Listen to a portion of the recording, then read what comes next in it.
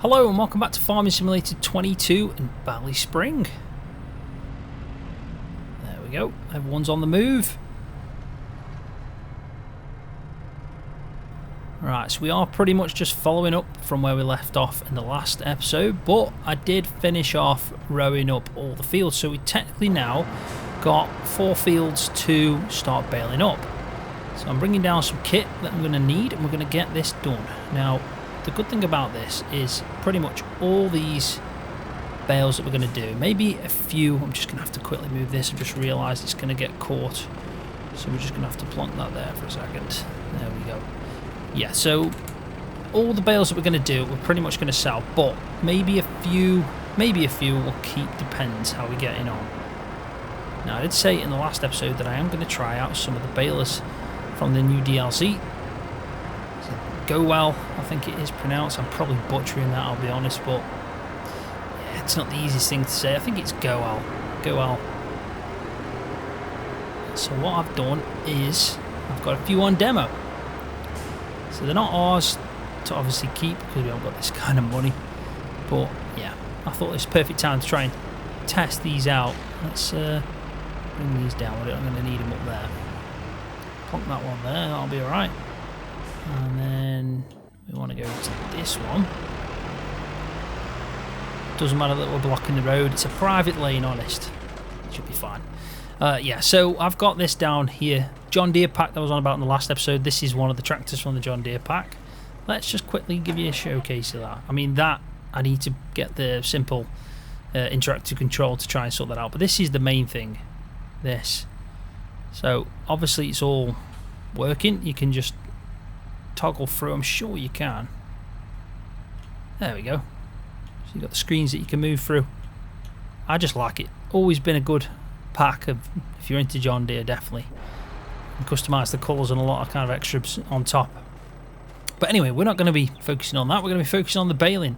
So what I've got here is I've got one that's like a combi. We're going to try out. Probably going to use that the most, just because it's going to make our life easy and we've got 4 fields to get through. This one's pretty decent. We're going to do the 150 size bales just so it's less handling, and yeah, got a blue wrap on that. And then we're going to be using this one, which will mean that we need to wrap manually. So I've got a grab here as well to try out, and this, which is really interesting, which is you put on the front of your front loader attachment and then wrap that way. So we're going to try this out. We're going to see how it gets on. That should be fine. We'll start off with the we'll start off with this baler over here and we'll do some loose. Now I have tried to row these fields taking into account bales rolling, so trying to avoid that as best I can. So I'm hoping now the way that I've done it across the field is a little bit more work, I will be honest, but yeah, let's hope that it's going to help us out. There we go, that's that baler off and done. Oh god, not the best reversing there in the world. But let's get it out. I mean, I'm hoping that they are pretty decent animation wise, all that. I know the balers that stand out the most is the ones that we're not going to be able to use, which is the kind of static balers. I really like the idea of that, I do, especially with maize silage, so we'll try that out at some point. Now that baler there is about 160, so we are going to have to use the Belcher. So I decided to bring that up mainly anyway for doing the baling, and then I've got the Massey here to do anything we need with the front loader. And I am going to be using, obviously, auto load for a lot of this. I might even take it up to the BGA because I'm going to store it into the BGA anyway. I'm hoping that is actually set up properly. I have a manual attachment on. There we go. That should work now. Interested to see this in action. I really am. Yeah, I'm thinking of taking it up to the biogas plant, or maybe even the other. I think there's only 2 sal points on this map that take salvage. It's basically the biogas plant, which when you purchase is free anyway, so we've got that. Or we can take it to the cell anywhere, which is where I placed that Maize Plus silo, so we can buy the feed that we wanted for our mixes. That does look pretty decent. I actually think this is yeah, pretty good. So if we turn automatic drop on, we can fold the bale wrapper. There's not really much else going on there, is there? So yeah, that's easy enough to do. Easy enough, yeah. So we'll just leave that there for a bit. Try and bring this in now. So we're going to eventually load these on. I am going to try that grab as well because I've been looking for a round grab and I wanted to see if by using that we don't knock any bales off. So it could be something we go for, but we'll try that out. Let's get some baling done first. That is the most important part of this. So bale size, I'm sure, hoping it does bigger than the 125s. I'd have to check this one out. Now, like I said, I have purchased these because I don't want to incur any leasing costs with me simulating the fact that we're demoing it. Yeah, they only do the 125, so we're going to have a couple of bales here that are 125, unfortunately.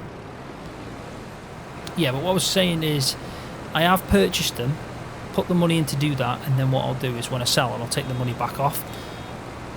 I think that's probably the best thing to do. 3,500 on this one. Let's see what it looks like when it comes out. I'm hoping it doesn't start rolling, but it will. Oh, it's not too bad. We'll just do a couple, just to test out. That's all we're doing. Test out the wrapper, but also test out the grab as well, placing them on. So we'll just get 2 bales done here, and they'll probably roll down that end anyway, which will make our life easier. Especially at this point, because this is really uphill. I mean, this baler to me looks nice, don't get me wrong, but there's not much difference, is there, between this and the balers we already have, so I'm not too fussed about this one, in all honesty. There we go, that'll do me.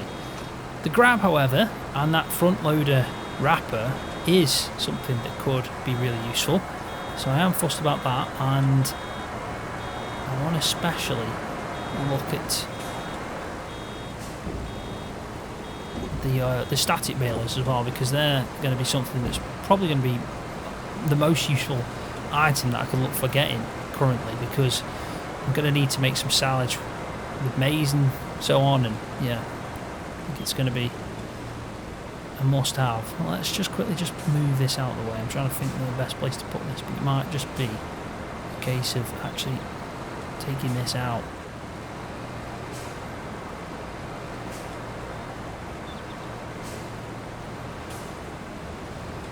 I wonder if we can. It's a bit of a tight squeeze, that is. It really is difficult. Kind of messed it up at the start. But we can do this. We can do this.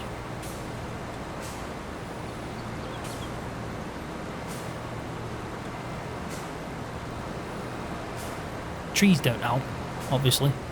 There we go. Turn it off. That's a good start. There we go. I mean, as balers go, that's pretty decent. You can't complain at that. So let's get hooked up to this, ready to go. We'll do this one, I think, for the majority of the field. That was some sweet animation. I will not lie. I did like the sound effects of that. But first thing we're going to do is this bit. Now this is hopefully going to be really useful. Let's test out if it matters where we grab it from. Does it just automatically spawn in? Do we need to go from a certain side? Because really that's the wrong side, but no, it's fine. We've got automatic drop on.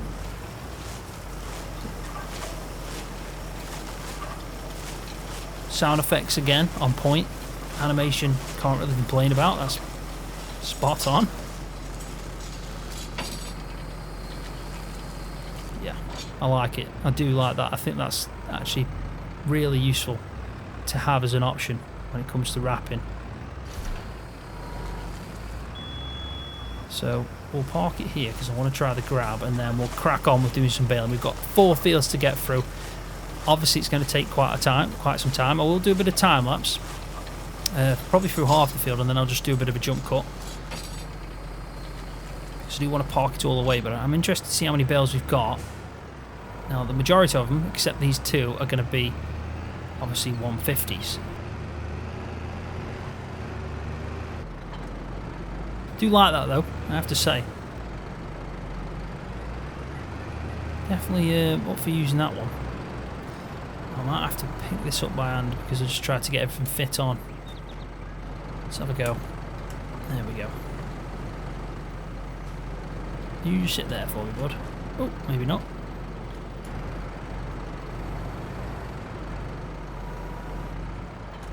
Just about. Bit crazy, but we got there. Did about 2 flips. Tony Hawk could be proud.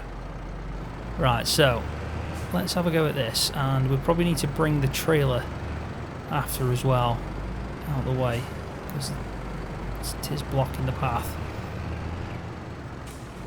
Let's quickly do that as well. Park it in the woods. It won't matter. Right, so we're going to try this out both ways. This obviously would be the right way to do it because of the fact the bale is on this side. If we turn the other one around, we can try it out. But I actually think, I'm just trying to think, if we place this on, would it knock any others off when we try and put the second one on? Because you're going to have a bale on either side. But the most problem I find is when we're fully loading, then we're trying to unload. Because you're obviously, yeah, knocking as you open out. So this might not be the best way to do this, but we're going to try it out and see if we can just lift up. I mean, it's not too bad, that isn't it? We only need a little bit of room. I mean, it's not plumb, is it? Let's try it again. I don't know if that was me and my placement, but I mean, ideally you'd want to be probably plonking this down on that way, because that's the way I still think you probably want to pick it up. But you can see the bar in between there is catching. But overall, that's not too bad. Let's try this way then again and put the second one and see if we knock that first bale.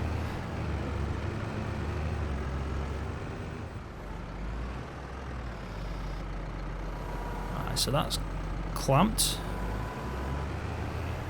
Pretty sturdy as well. But the physics sometimes, especially in bales, have been, yeah, well, they've always been a problem, let's be honest. Well, I think I'm aligned there, as close as I want to be. Am I pushing that bale? Yeah, I am. So that's too close still.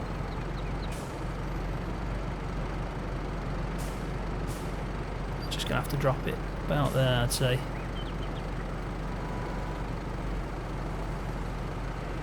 So yeah, you do knock them. And I think that's where I've always had a problem with these kind of grabs, because you want to be able to drop it down, knock it, drop them and try and fit as much on as possible, but what you're doing there is making too much of a gap in between. Now I don't know if that's just because of the skill that I've got. I'm not obviously good enough to kind of nudge them up together a bit more, but yeah, we'll find out. I think there is better options. Bale spike is the most perfect thing because you can just pierce into it. And I would actually do that, I really would, if I could tape the bales back up, but you can't. So kind of like not playing as, you know, the way you probably want to. I mean, it'd be good if you could actually have an option, couldn't you, to tape up bales if you've pierced them. And if they didn't get taped up, they wouldn't ferment or something, just so there was a reason to do it and have like a negative effect. I mean, I know I'm probably going quite in depth there for what needs to be, but why not? Why not? First thing we want to do is change our bale size. Now I'm sure we're rocking about 125 with this, but I know for a fact this one can go up. I'm sure of it. I'm hoping so. If not, then, well, that's not ideal, is it? Let's have a quick look. So this baler only does 125s as well, which is disappointing. It really is. I know I can do 150s on the manual ones, the static baler, sorry. But this, yeah, that's not ideal. Let's just see the capacity on them, because we're obviously using Maze Plus, and I think they might be more than 3.5. I'm hoping so. Doesn't look it, does it? Yeah, 3.5. The sound effects though are pretty impressive. They really are. But if I could make a 150, I'd be much happier. I mean, the baler I've got, I can do 150s. Right, so I'm just going to actually have a quick look here at all the balers I've got, just to see which ones actually do 150, because like they do 150, that one there, it seems like that's the only one that does a 150 size in round format. That's a 125, they're square balers. That's a 150, and that's base game. So it makes you think, like, why isn't that a 150 when it's only, well, it's pretty much the same price. I would have liked it if Giants made that 150, I will be honest. I think they could have. But it is what it is. We'll just have to keep doing the 125s. I mean, that's go up to 180 on that one. That's a mod. A lot of the ones we can do more on are mods. It's good to have this one, which is obviously part of the Vermeer pack, which is a DLC within Giants, so that's a 150.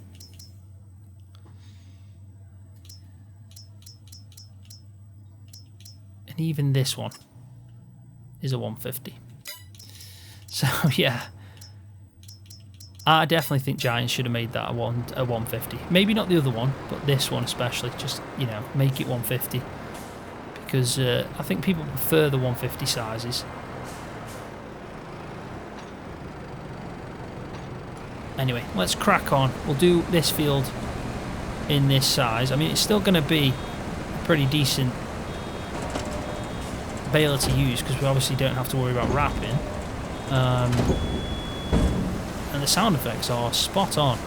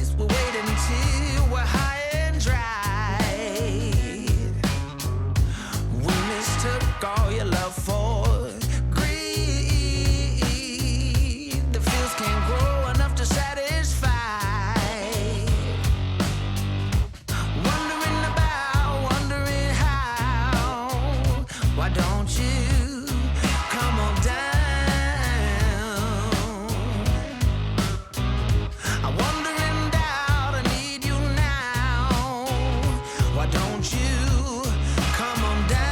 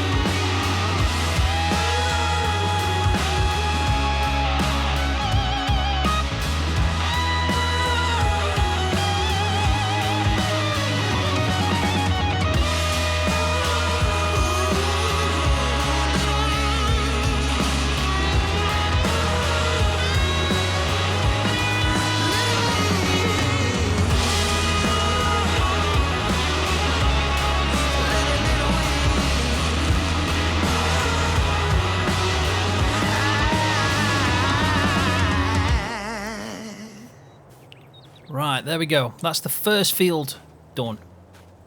And overall, I think we've picked up quite a few bales. Yeah, just from that one field. So I'm going to store them here. I'm going to get all 4 fields done. Store them here. We'll take a bit of a count if we can. And then we'll just wait until they're fully fermented and go from there, really. We'll try and sell them best place. I know the biogas plant, it's a bit of a... Yeah, well, we're going to take so many and it'll fill up, and then we can either wait and just add bits over time, or we can just go and sell the rest at the, well, the sell point that's on the map. Well, but I think it's just basically the closest one as well, so that does help. But yeah, sell everything. It's either that or we drive all the way down to the BGA, drop them all the way off there, which is a lot of trips to do. But I think what we could do is just take a trip at a time to the BGA and then maybe sell one here at the same time, just to try and mix it up a bit. I mean, it's one of them. Let's just have a look at grass silage in this one here. So 271, in fact it's a better price to sell everything, so I mean it's not bad really, is it? Price is on its way up. Waiting to 306 might really, yeah, I don't think it'll have much difference really. Let's have a look at grass silage. 165,000 litres currently. Yeah, it's £3,000 if we sold it all, but that's taken into account. I don't think that's actually taken into account what we've got. Yeah, you can see that's just basically what's in storage. So it's not taking into account anything in bale format at the moment. Now, this one might be. Yeah, fermenting bales.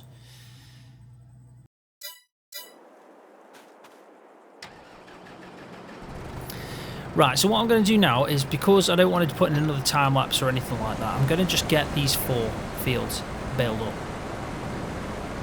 I'll cut back in when it's done, and we'll, like I said, we'll have a bit of a recap then at that point, just to see how many we've got and what we can expect. I'm hoping we get quite a few bales from this, because this is going to be our only source of income until we sell the canola, and even that's only about 15 grand anyway, so it's not a massive thing, but you never know, this could help us out quite a bit while we're waiting and setting these fields up.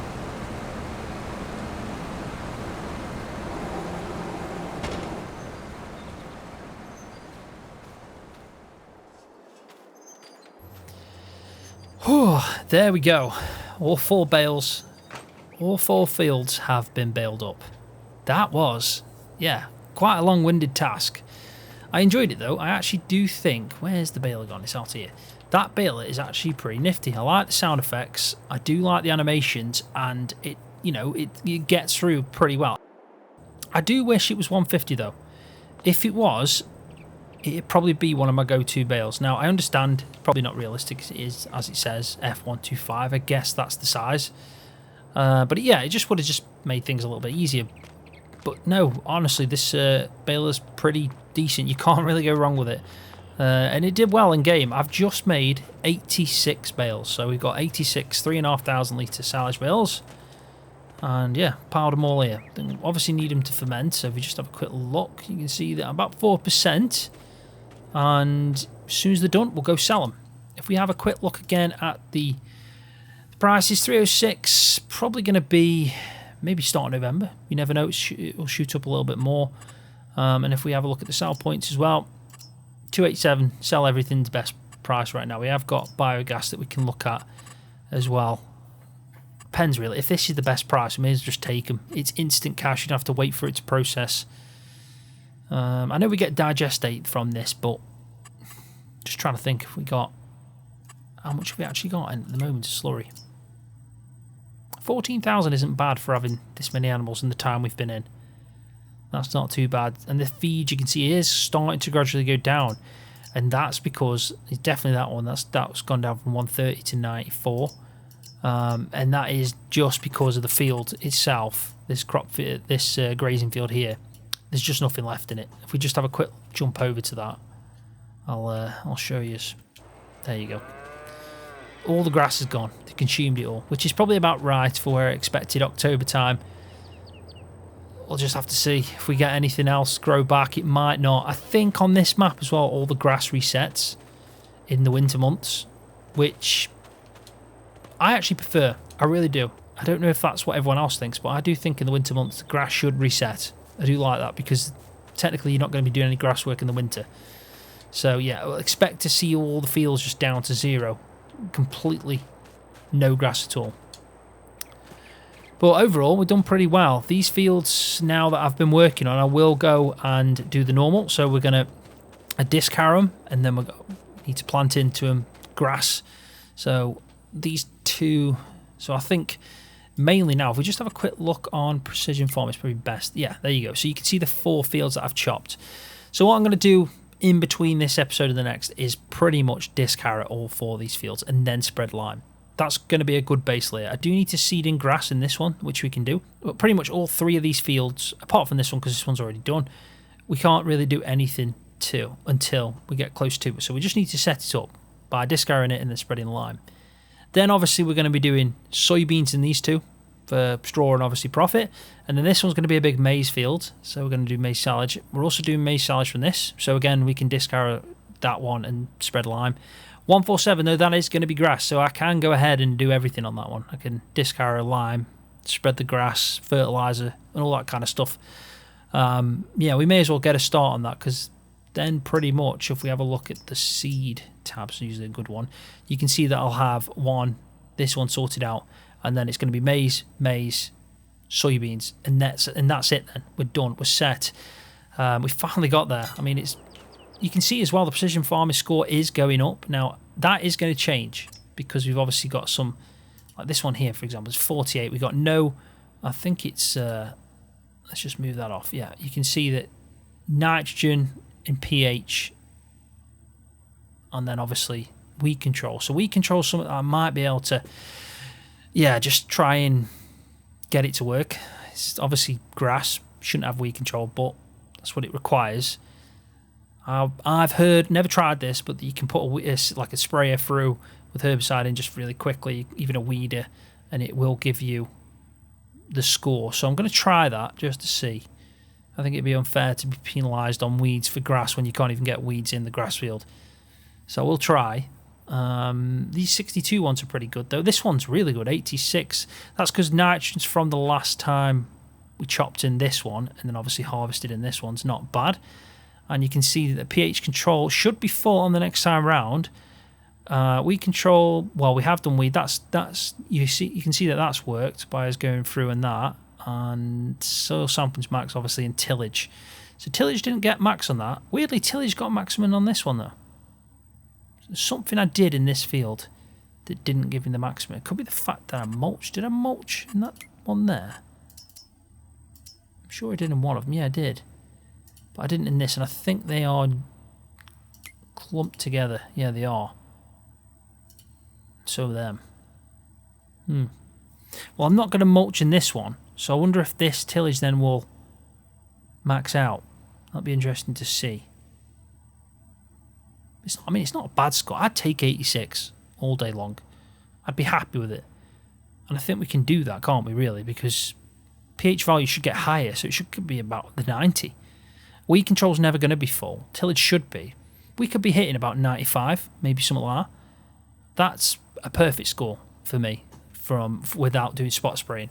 But I'd rather take the extra yield than losing 15% yield than having that extra 5%, for example, on this bit here.